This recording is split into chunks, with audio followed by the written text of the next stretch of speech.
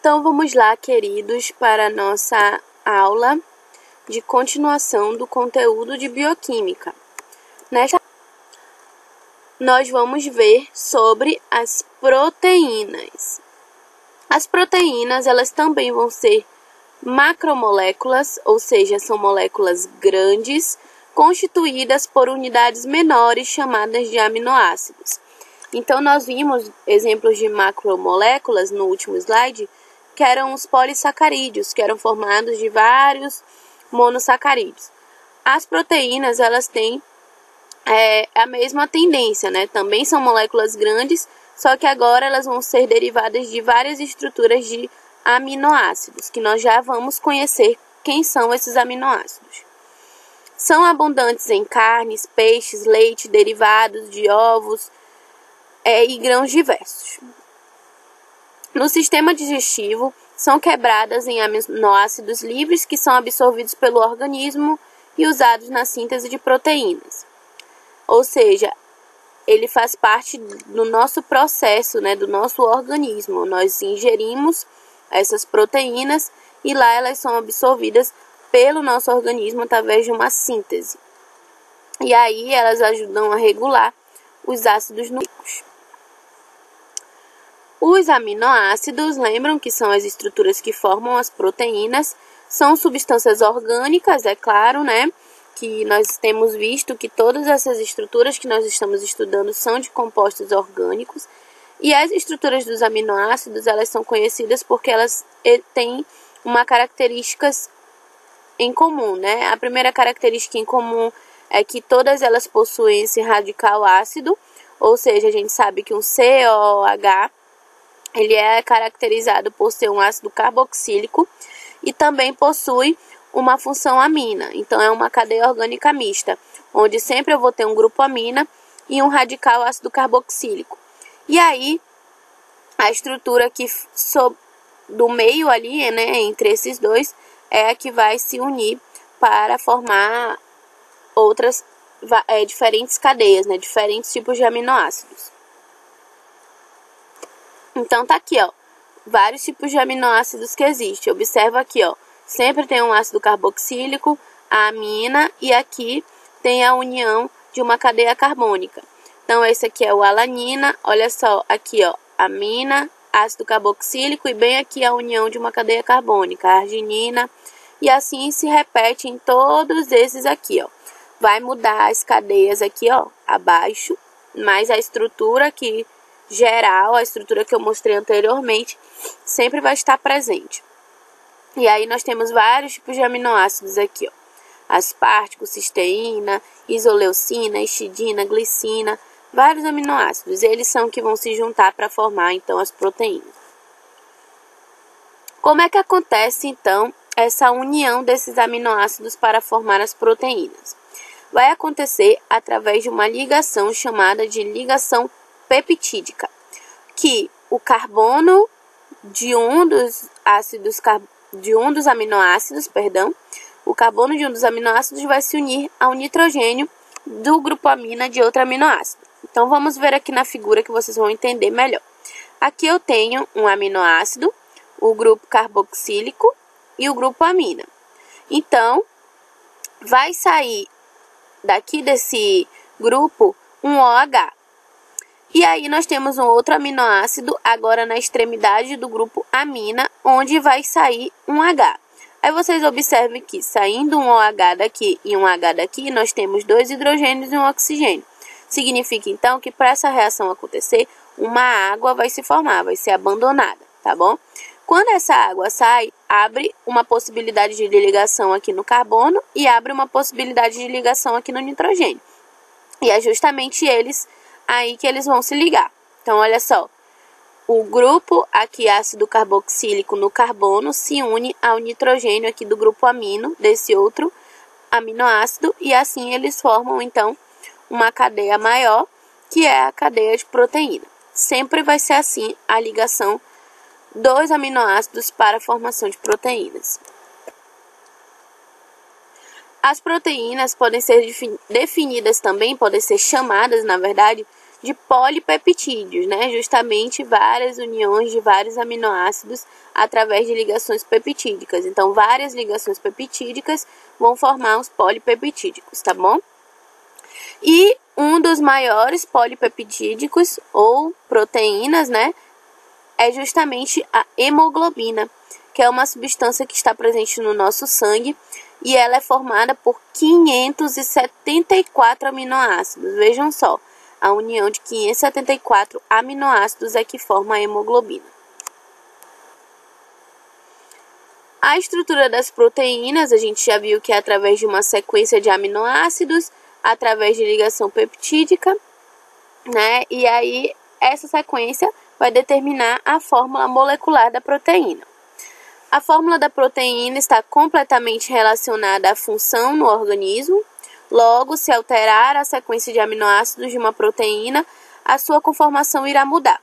Então, digamos que uma proteína é formada por 3 aminoácidos. De acordo com a função desses aminoácidos, ela vai ter uma função. Se no caso você mudar um desses aminoácidos, ela já pode desempenhar uma outra função. Então, você já muda a função da proteína, tá bom? Então, a sequência de aminoácidos, ela vai definir a função que vai exercer essa proteína. Bom, aqui nós temos aqui uma proteína na sua forma original, tá bom?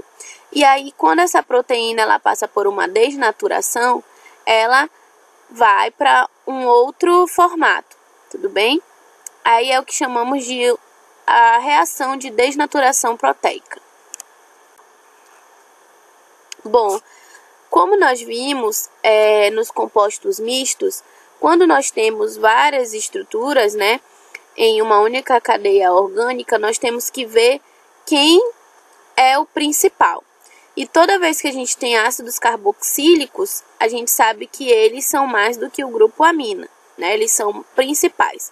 Então, o nome das proteínas, ela sempre vai ser através do nome dos ácidos, tá bom?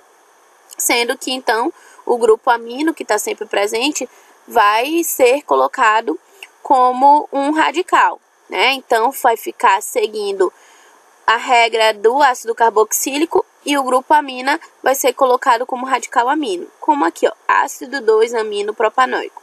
Isso daqui a gente estudou bem na nomenclatura das estruturas mistas, então vai ser fácil vocês perceberem.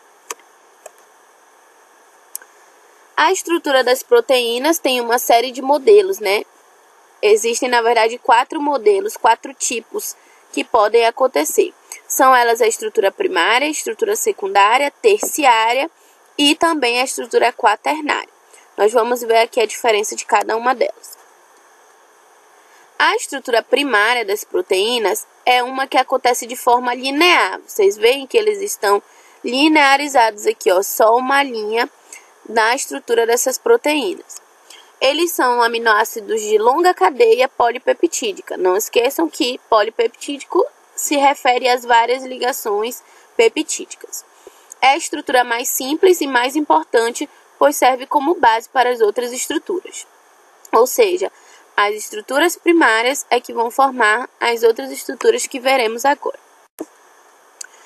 Quando as moléculas de proteínas começam a apresentar enrolamentos ou desdobramentos dentro da sua estrutura, nós começamos a perceber que então elas não são primárias.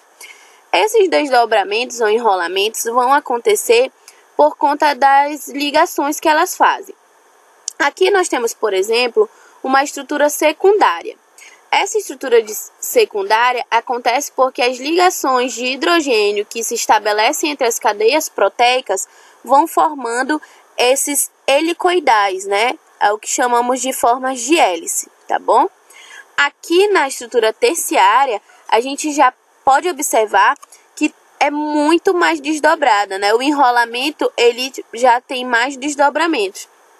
Isso vai acontecer porque além de ligações de hidrogênio que vão ter aqui, ó, nas estruturas secundárias, vai ter também outras forças, né, que vão entrar aqui e somar as interações, né? E aí começam a acontecer interações hidrofóbicas, e aí liga outros tipos de energia de ligação e essa molécula se enrola mais ainda, tá bom? É a estrutura terciária. Na estrutura quaternária, nós temos a união de várias estruturas terciárias, ou seja, nós temos a união de estruturas com muitos desdobramentos, tá bom?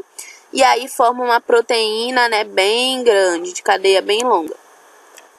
E aqui nós vamos citar um pouquinho o papel biológico das proteínas.